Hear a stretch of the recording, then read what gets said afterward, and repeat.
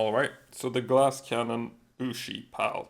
Extremely high attack, but very low defense, and not a great amount of health either. So it's a very squishy pal, but it does do a lot of damage. It also has Iaigiri as its exclusive skill. Also deals quite a lot of damage. Like, I think it's a Flame Storm type damage with slightly lower cooldown. Now there are some issues when you're using Bushi. As mentioned, it's a bit of a glass cannon. So first example there, you see the Iaigiri go off. He sort of teleports to the target, similar to Splatterina. So this build is based around the same thing, teleporting close and get a big rock burst. But as you see here, it teleports into the Hydro Laser. So the difference with Bushi and Splatterina is that Bushi teleports to the face of the pal. Which, against Bjorn, when he times it with something like this, he might teleport into Wall Splash, tank the Dark Wisps, stuff like that. The second issue is this partner skill. So you would think that this partner skill would work really well with Rockburst, and it does, but the problem is this aggro reset. When you use a partner skill like Iaigiri, Nightmare Bloom, anything like that, the boss will target that pal instead. Even if I, as I did there, targeted one of the humans, Bjorn will target it, you have to withdraw Bushi to dodge, and so I guess these partner skills they're just not good against harder content. You don't want Bjorn to focus your pal, so the best way to play this is to just never press the partner skill, sadly. Hopefully they change that around. I think this build could be a lot better than the Splatterina build if I was able to use the partner skill attack, but as soon as you do press that button, Bjorn will focus you, and it just doesn't work out. So at the start of the fight here, I start by using these rockets to clear out the NPCs as quickly as possible. Then I immediately switch to the multi-guided. At the start of the fight, you see me shoot 1 rocket, 4 multi-guided, back to rocket, and then 4 multi-guided again before I really start reloading and settling in. So there's 2 reasons. One is to just clear those NPCs as quickly as possible. You don't want them shooting missiles at your pal and knocking it over and stuff like that. The second is to just unload these 8 missiles as soon as possible onto Bjorn, so that he will target you instead of the Bushi. As mentioned, Bushi does have very high attack, so at the start of the fight there is a risk that a Flame Funnel, a Rock Burst, and a Iaigiri will deal more damage than you do, and Bjorn will just Wall Splash or Stone Beat or whatever the Bushi.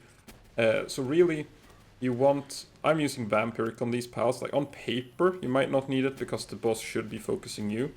And here you can see as well, you're always going to have to try to make the Hydro Laser follow you away from the Bushi and stuff like that. So just keep it rotating. But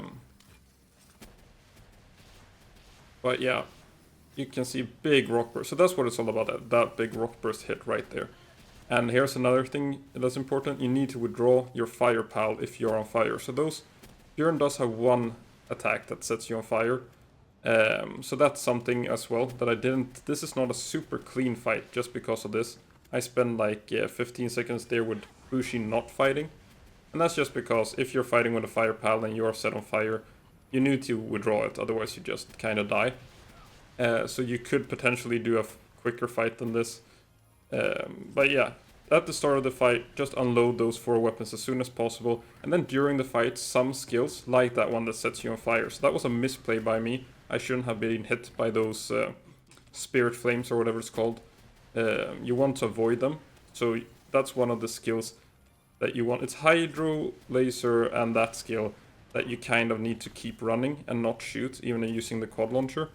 So what I like to do is kind of try to, as I unload those 4 weapons at the start, then I alternate between those multi-guided missile launchers. And when I am being attacked by one of those skills where I just have to keep strafing, then you have the opportunity to reload that second quad launcher. So just a little bit of like min-maxing stuff to really get the DPS maxed out. And then keep in mind as well, we did lose around 10 seconds there being set on fire. So I could have redone the fight to get a little bit faster kill time there. But I thought it was something important to point out that it is a bit of a drawback. If you're set on fire when using Splatterina, it's not an issue. If you're on fire while using a fire pal, it is an issue and you need to withdraw. I feel like it was fair to include that, but I probably should have taken that little bit of downtime and just kept on running and not been hit by that Spirit Flame thing.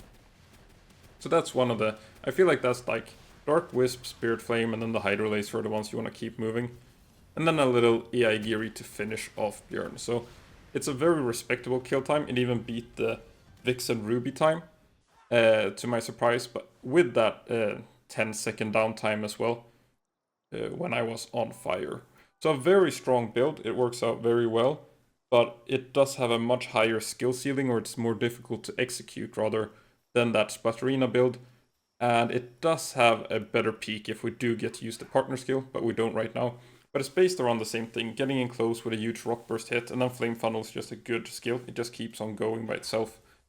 But yeah, it's a very glass cannon pal. I think the Splatterina attempts, I just went in and pretty much one-shot Bjorn, but with Bushi, it took quite a few attempts to get used to the way I was moving during the fight, just because of the Iaigiri placing Bushi right in front of Bjorn.